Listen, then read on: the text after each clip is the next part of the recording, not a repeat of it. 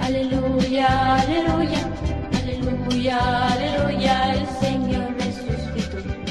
Mi pecado redimió.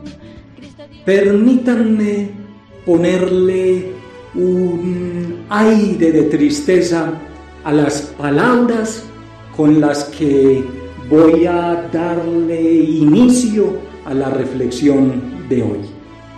Imagínense por un momento a una familia que regresa del cementerio en donde apenas han dejado para siempre el cuerpo sin vida de su madrecita. Imagínense a una familia así. Imagínense la tristeza que evoca el hogar cuando llegan nuevamente a casa. Qué triste se ve el hogar sin ella. Ya no dan ganas de estar ahí. Ya no dan ganas de volver a casa. El hogar sin la madre pierde el encanto. Así de tristes estaban los discípulos del Señor después de aquel brutal espectáculo contemplado en el Calvario. Aquellos días maravillosos con Jesús ya nunca más volverán. Ya no habrá más milagros. Jesús ya no está, se ha ido para siempre. Y qué tristes se sienten los discípulos sin el Maestro, sin el amigo, sin Jesús, sin su Señor. Si por curiosidad quieren comprobar cómo se sentían aquellos seguidores de Jesús después de la tragedia del Calvario, si por curiosidad quieren saber cómo se sentían ellos, tomen el Evangelio de hoy, Lucas 24, 13 al 35. Tomen este Evangelio en el que se nos describe cómo cada uno de los seguidores del Señor empiezan a regresar a la vida de antes.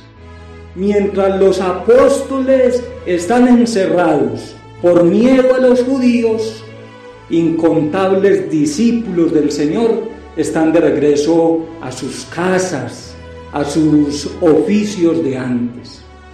No obstante, mientras van de camino, empiezan a oírse rumores. Jesús ha resucitado. Desafortunadamente, solo son rumores, así que no hay motivos para quedarse en Jerusalén. Son solo rumores. Siendo ya tarde, mientras dos discípulos se dirigen de Jerusalén a Emaús, siendo ya tarde, son alcanzados por un extraño a quien no logran reconocer. Después de conversar un poco con él y después de hablarle de sus desilusiones, aquel forastero empieza a explicarles las Sagradas Escrituras desde el principio hasta el final, comenzando por Moisés y siguiendo por los profetas. Les fue explicando lo que las Sagradas Escrituras decían acerca de Jesús de Nazaret. Y aquí quiero detenerme justo aquí, porque como los discípulos de Emaús, nosotros como creyentes somos desconocedores de las Sagradas Escrituras. Es increíble el desconocimiento que tenemos de las Sagradas Escrituras. Solo por salir de dudas de si es verdad que somos desconocedores o no de las Sagradas Escrituras, solo por salir de dudas, te pregunto, ¿sabes si alguno de los libros del Antiguo Testamento habla de Jesús? ¿Alguno de los libros del Antiguo Testamento habla de Jesús? Respondan, ¿cuál de los libros del Antiguo Testamento nos habla de Jesús? Muchos no saben. Muchos no saben que Todos los libros del Antiguo Testamento nos hablan de Jesús.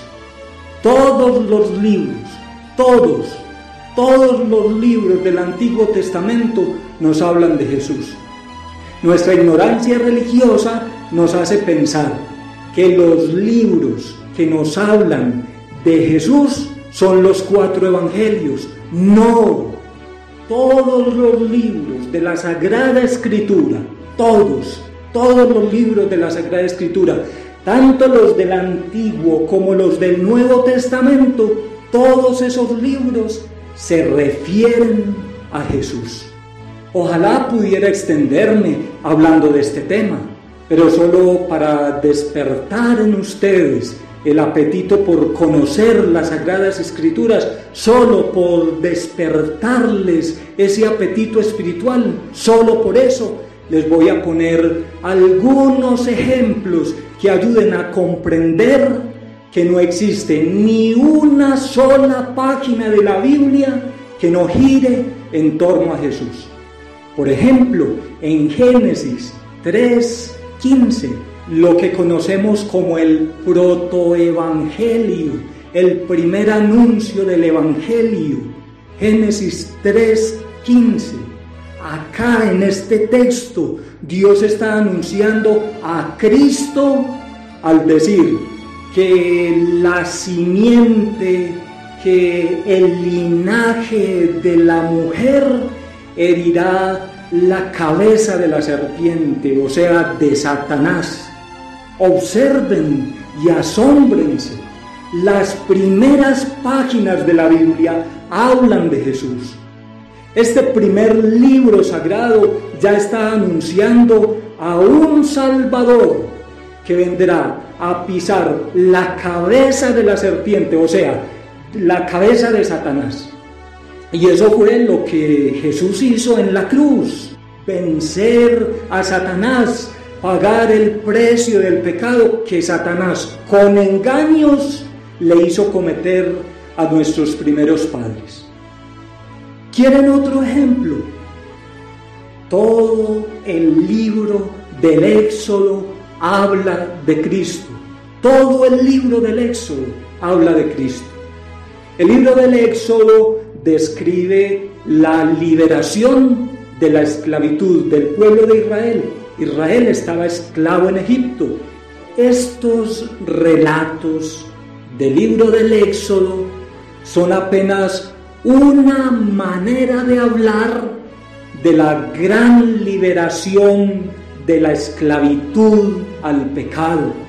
La liberación de la esclavitud de Israel en Egipto apenas es una figura que anticipa lo que Jesús va a hacer en la cruz: liberar a la humanidad entera de la esclavitud al pecado.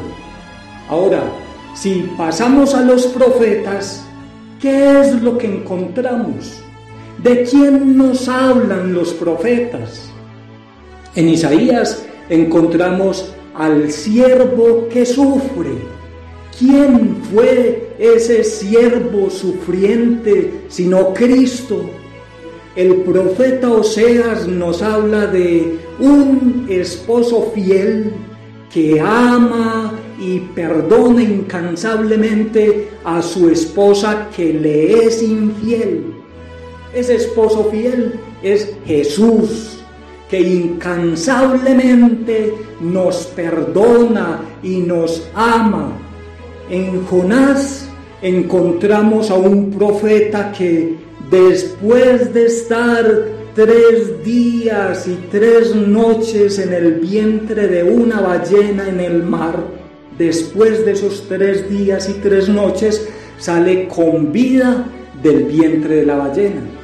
Jesús mismo explicó que así como Jonás estuvo 3 días y 3 noches en el vientre de una ballena y salió con vida, así él, el mismo Jesús, después de estar 3 días y 3 noches en el vientre de la tierra, o sea, en el sepulcro, a los 3 días saldría vivo, es decir, nos estaba anticipando la alegre noticia de la resurrección. El profeta Ezequiel, por ejemplo, se queja de los malos pastores y reclama un buen pastor. ¿Quién dijo de sí mismo que Él es el buen pastor que da la vida por las ovejas? ¿Quién lo dijo? Que esto lo dijo Jesús. Asimismo, si tomamos el libro de Job, ¿qué es lo que encontramos en el libro de Job? Encontramos a un hombre justo que sufre pacientemente innumerables desgracias. Díganme quién, si no es Jesús, díganme quién es aquel justo que ha pasado por la tierra y ha sido expuesto a toda clase de humillaciones y sufrimientos sin siquiera merecerlos. ¿Quién? Pues Jesús. Así que libro por libro podría ir mostrando a Jesús por allá escondidito en algún personaje o en algún acontecimiento.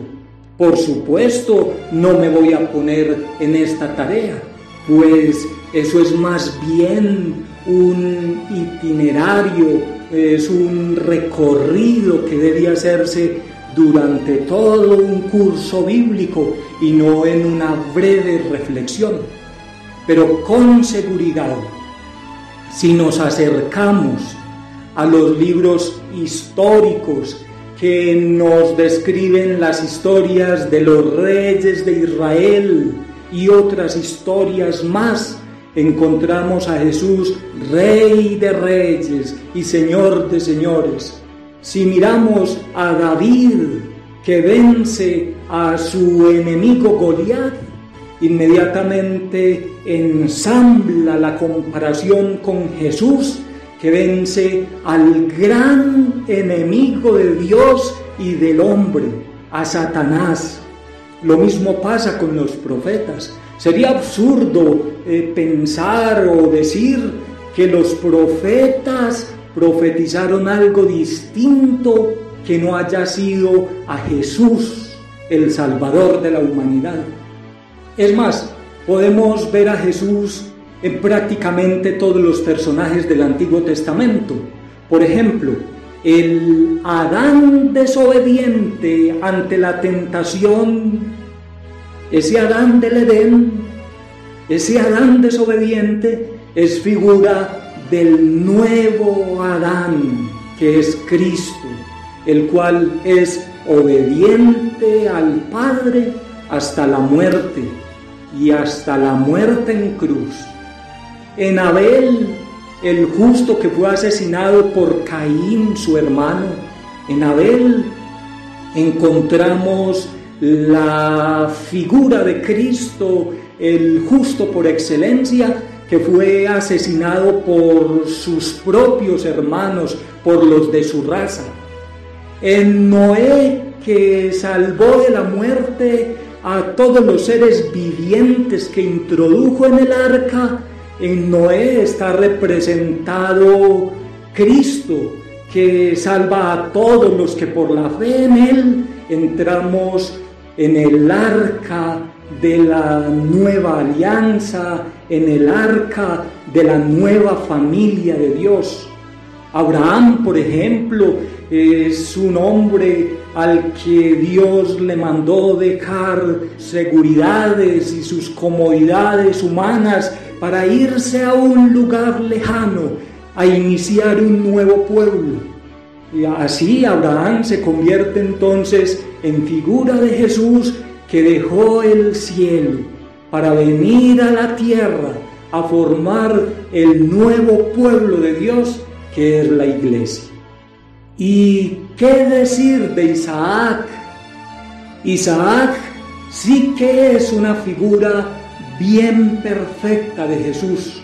Isaac era el esperado de Abraham, Jesús el esperado de la humanidad.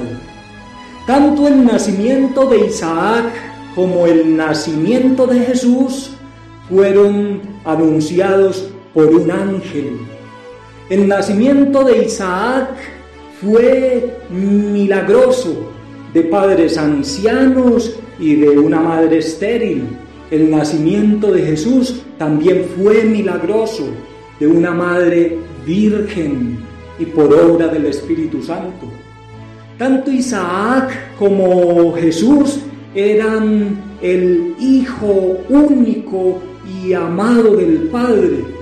Isaac era el hijo único y amado de su padre Abraham, Jesús el hijo único y amado del Padre Dios. Tanto Isaac como Jesús cargaron sobre sus hombros la leña para el sacrificio, la leña en la que iban a ser ofrecidos. Isaac lleva la leña al monte Moria, Jesús lleva el madero de la cruz al monte Calvario. La única diferencia entre Isaac y Jesús es que Isaac estuvo a punto de ser sacrificado por su padre, pero como él no podía salvar de su pecado al mundo, ese sacrificio se detuvo. Entonces Cristo, que sí podía perdonar los pecados, viene a ofrecerse como sacrificio perfecto al Padre. Y aunque algunos le insinuaron a Jesús detener el sacrificio, aunque algunos le invitaron a bajarse de la cruz, el sacrificio de Cristo no se detuvo. Jesús no se bajó de la cruz. Ese sacrificio no podía detenerse. Jesús tenía que ser ofrecido en sacrificio al Padre para la salvación de la humanidad. ¿Y qué decir de José? José sí que es, como Isaac, otra figura perfecta de Jesús. José, rechazado por sus hermanos, es vendido por unas monedas a unos extranjeros. No obstante, termina sentado junto al rey de Egipto, desde donde alimenta a sus hermanos y les perdona su traición. Asimismo, Jesús es vendido por unas monedas y es rechazado por sus hermanos, es rechazado por los de su raza, pero termina sentado a la derecha del Padre como juez de vivos y muertos. Además, así como José perdona a sus hermanos por haberlo vendido y por haberlo despreciado, asimismo Jesús perdona a los que lo crucifican. Como José, Jesús alimenta a sus hermanos. José, de las provisiones que fue juntando en Egipto, alimentó a sus hermanos en un tiempo de escasez y de hambre. Pues Jesús nos dio un alimento mucho superior.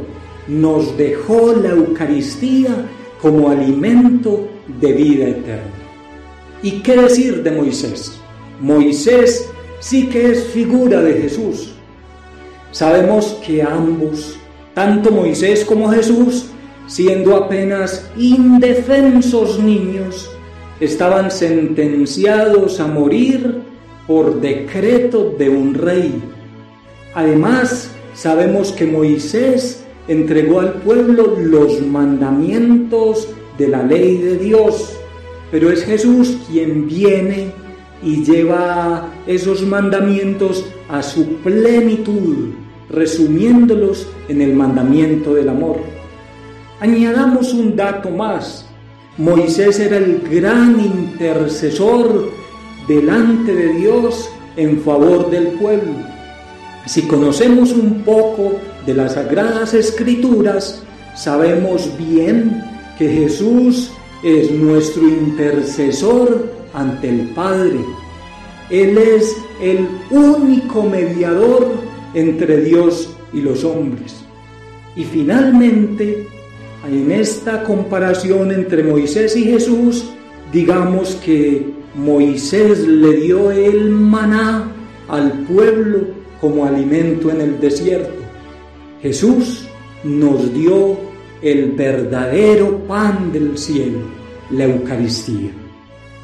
Realmente esta tarea de mostrar a Jesús presente en las Sagradas Escrituras, esta tarea es un asunto interminable. No obstante, lo que me he propuesto con estas generalidades que les he compartido no es mostrar todos los textos o todos los personajes que son figura de Jesús en las Sagradas Escrituras. No, lo que me he propuesto es despertarles un poco el apetito espiritual, como se los dije al comienzo. Despertar el apetito espiritual, despertarles el deseo de conocer las Sagradas Escrituras, el deseo de encontrarse con Jesús en estas páginas sagradas. Además, también puedo añadir que otro propósito al exponer estas generalidades que les he compartido es ayudarles a entender, como Jesús lo hizo con los discípulos de Emaús, que la muerte de Jesús no fue un fracaso. La muerte de Jesús no fue un fracaso en la obra de la salvación. La muerte de Jesús fue apenas un peldaño más, un escalón más en el perfecto cumplimiento de la obra de la salvación. Tanto su muerte como su resurrección eran necesarias. Tanto su muerte como su resurrección estaban presentes en los planes del Padre.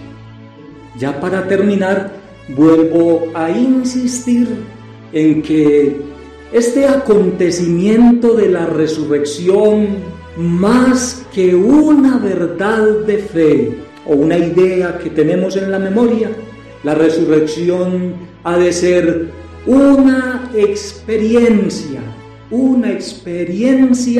de encuentro constante con Jesús. En nuestro encuentro diario con el Señor, en la oración, tomemos las Sagradas Escrituras para así ir conociendo mejor a Jesús, del cual nos hablan todos los textos de la Biblia, tanto los del Nuevo como los del Antiguo Testamento. No seamos perezosos. Si algo se puede decir de nosotros los cristianos católicos es que somos muy perezosos para tomar las Sagradas Escrituras, meditarla y orarla. No seamos perezosos. No conocer las Escrituras es desconocer a Jesucristo, lo decía San Jerónimo.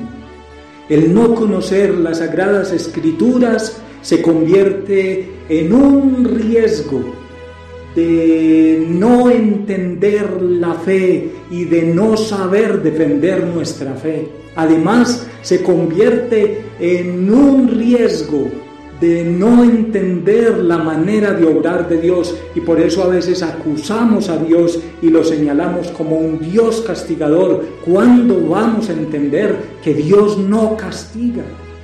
Lo señalamos como un Dios que no escucha mis oraciones. ¿Cómo se le ocurre decir que Dios no escucha las oraciones?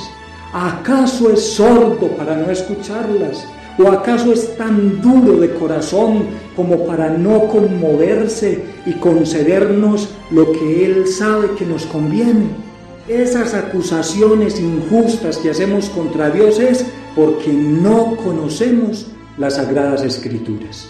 Además, por no conocer las Sagradas Escrituras, podemos ser arrastrados por cualquier predicador o por cualquier doctrina falsa. Por no conocer las Sagradas Escrituras, nos confunden, nos enredan y terminamos sin saber en qué creer.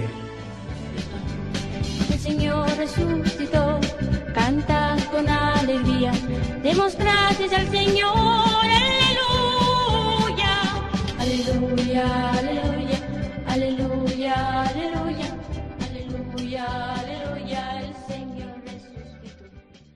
obstante, lo que me he propuesto con esta